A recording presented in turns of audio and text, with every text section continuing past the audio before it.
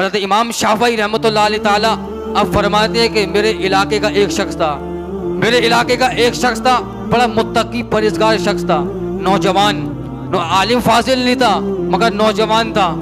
मगर नौजवान हज करने गया तो वो नौजवान था, बड़ा परहेज़गार इंसान था। तो मेरे दिल में शौक हुआ कि मैं इससे बात करूं, मैं इससे बात करूं। तो वो नौजवान बोलता है, क्या इमाम साहब क्या हज के दौरान बातें करना, एहराम पहना हुआ है, अल्लाह अल्लाह करते हैं, बाद में बातें कर लेंगे। तो मेरे दिल में उसका शौक बात करने का उबलता रहा।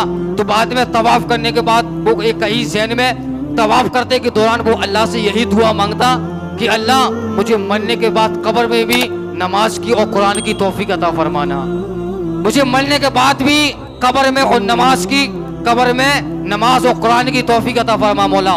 जी दुआ करता, जब भी दुआ करता अल्लाह से काबे का तवाफ करते हुए। तो मैंने उस काबे का तवाफ करने के बाद मैंने उस शख्स को देखा तो एक सहन में कुरान मजीद पढ़ रहा था। तो इमाम शाफ़ई बोलते हैं कि आज मुझे मौका अच्छा मिला तो उसके करीब में गया। उसके करीब जाने के बाद मैंने उससे कुछ गुफ्तगू की तो वो शख्स बोलने लगा कि इमाम साहब मुझे आपका इंतजार था, आप आ गए हैं। तो कुछ बातें मैंने उससे करी। कुछ बातें करने के बाद वो शख्स ने अपनी जेब में हाथ डाले, हाथ डालने के बाद कुछ दिरहम निकाले और फरमाया कि इमाम साहब आज मेरा ज़ोहर के बाद इंतकाल हो जाएगा, आज मेरा ज़ोहर के बाद इंतकाल हो जाएगा। ये कुछ पैसे हैं, इन पैसों से मेरा कफन ले आना और मुझे दफन कर देना करबला, मुझे दफन कर देना मक्के के कब्रिस्तान करबलाई मोहल्ला में, उसमें मुझे दफन कर देना। अब इमाम साहब थे तो कुछ कहने लगे तो फरमाया कि इमाम साहब आप मेरे इलाके को मेहरबानी करके आप मेरा ये काम कर दीजिए। तो चुनान से उसी दिन ज़ोहर का वक़्त हुआ तो साथ ही साथ हमने उसी सब में फ़र्ज अदा करी, सुन्नत पढ़ी, यहाँ तक कि नफिल पढ़ी। तो मैंने उसकी तरफ तवज्जो करी तो मैंने देखा कि वो ज़मीन पर पड़ा हुआ था। तो पास में मैं जाने लगा तो उसकी कलमा पढ़ने की आवाज़ आ रही थी।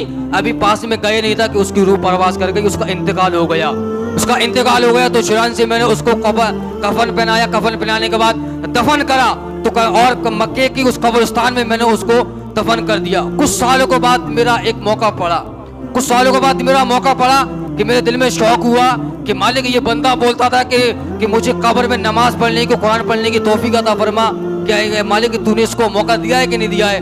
तो मुझे वही एक मौका पड़ा कि उसी कब्रिस्तान में मुझे एक जनाजा पढ़ने का मौका मिला, जनाजा पढ़ने का मौका मिला। तो जनाजा पढ़ा तो उसी शख्स के कब्र के बगल से कब्र खोदी गई, मगर इत्तेफाकन क्या हुआ कि उसी शख्स की कब्र की दीवार फूट गई, उसी शख्स की कब्र की दीवार फूट गई।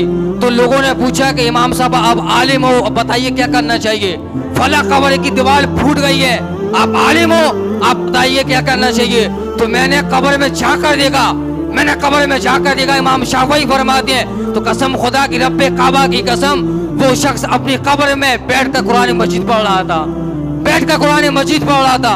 मैंने उस शख्स को देखा, वही शख्स अपने कब्र में कुरान मजीद पढ़ रहा था और कब्र में ऐसे आवाज आई, अस्सलाम वालेकुम इमाम साहब, आपने देख लिया ये दीवार गिरी नहीं है, अल्लाह ने आपकी दुआ कबूल कर ली है, बराए मेहरबानी आपकी दुआ कबूल हो गई है, आप किसी को बताना मत, मेरी कब्र की आप दीवार को उठा दीजिए, अल्लाह ने मुझे तौफीक दी है।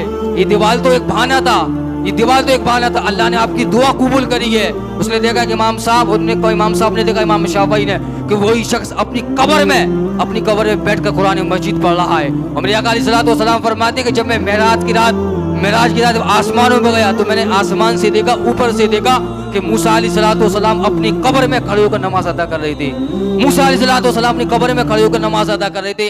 अब जो हमारे